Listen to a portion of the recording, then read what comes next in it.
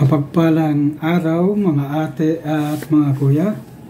Welcome muli sa aking channel, ang Kuya Nanding M.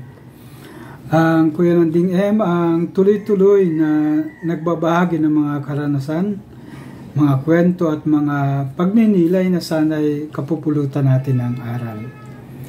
Ang aking ibabahagi ngayon ay tungkol sa Ebanghelyo ni San Lucas, chapter 2, verses 16 to 21. Kaya nagmamadali silang pumunta at natagpuan nila si Maria at si Jose at ang sanggol na nakahiga sa sabsaban. Pagkagita rito, pinatutuhanan nila ang pahayag na binigkas sa kanila tungkol sa batang ito. Namangha rin ang mga nakarinig sa mga sinasabi ng pastol sa kanila. Iningatan naman ni Maria ang mga ito at pinagnilay-nilayan sa kanyang puso. Umuwi ang mga pastol na niluluwalhati at pinupuri ang Diyos dahil nakita nila ang lahat ng kanilang narinig ayon sa pinasabi sa kanila. Pagsapit ng 8 araw, kailangan ng tuloy ng bata. Noon siya pinanganlang Jesus. Ang itinawag sa kanya ng anghel bago pa siya ipinaglihi. Ang Ebanghelyo ng ating Panginoon. Pinupuri ka namin, Panginoong Hesukristo. Ang nais kong bigyan pansin dito, yung salitang iningatan ang lahat sa kanyang puso at pinagnilay-nilayan. Ang katangian ni Maria ay napakaganda.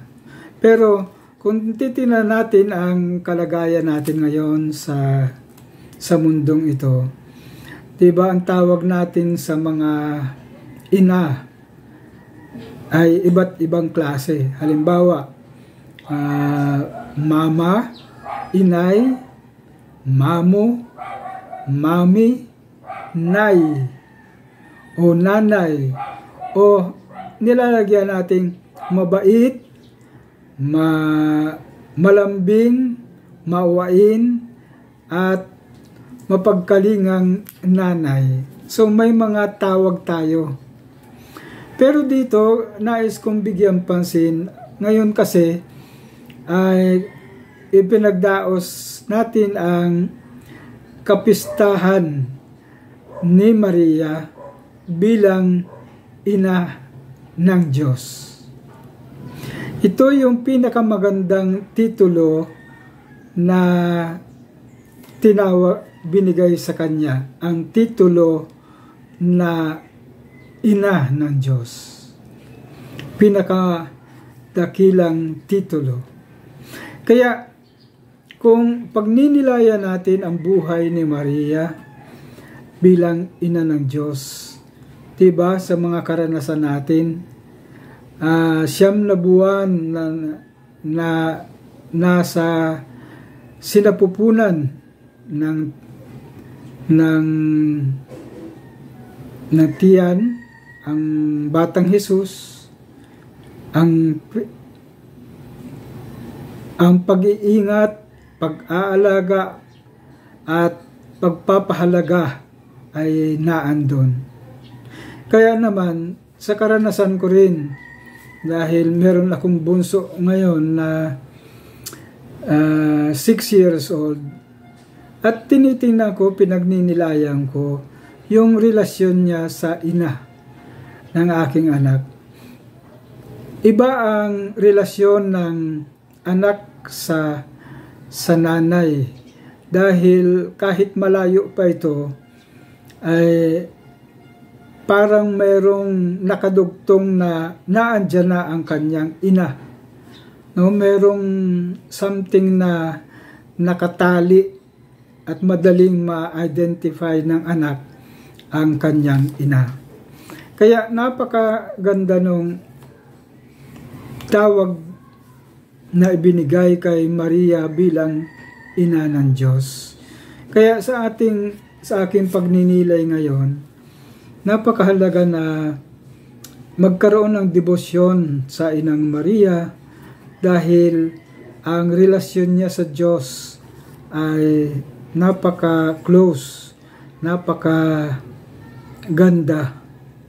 At ang tanging, ito yung gustong-gusto ko, iningatan ang lahat sa kanyang puso at pinagninilayan ang kanilang relasyon. Kaya ito rin yung sa aking pagninilay, ang debosyon kay Maria ay napakaganda dahil ito ay isang pagpapahalaga sa isang ina na nagpahalaga sa anak sa kanyang paglaki, pinapakain, dinadamitan, kinakausap, at kung ano ang puso ng anak ay nanggagaling din ito sa puso ng ina. Kaya mahal na ina, nagpapasalamat kami at sa pamamagitan mo ay nabigyan ng imahin na isang ina ng Diyos na tuloy-tuloy na nagpapahalaga sa mga anak. Kami rin ay iyong mga anak na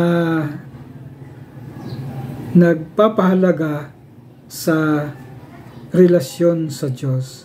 Sana'y tulungan mo kaming ingatan ang salita ng Diyos sa aming puso at gayon din sa aming kapwa.